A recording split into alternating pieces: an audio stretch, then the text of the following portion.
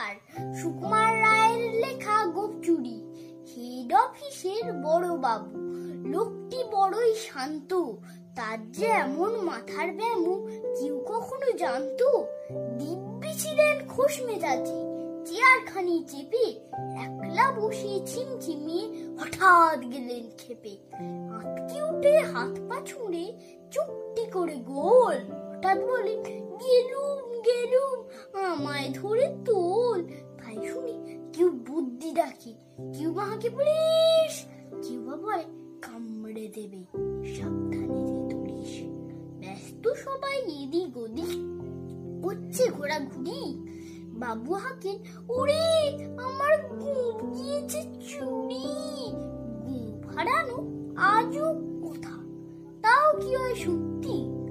গোঁপ জোড়া তো তেমনি আছে, কমনি এক রত্তি। সবাই তার বুঝিয়ে বলে, সামনে ধরে আয় না, মোটেও গোঁপ হয়নি চুরি, কখনো দাঁড়ায় না।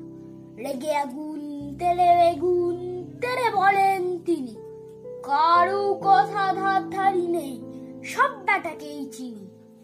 নোংরা ছেঁটা খ্যাংরা ছেঁটা বিচ্ছিরি আর ময়রা, এমন কুত্তু রাখতে জানি শ্যামবাবুদের গয়না।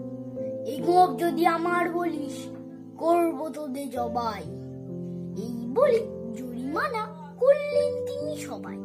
ভীষণ রেগে ভীষণ কেসে দিলেন লিখে খাতায়, কাউকে বেশি লাইতে নেই, সবাই জড়ে মাথায়।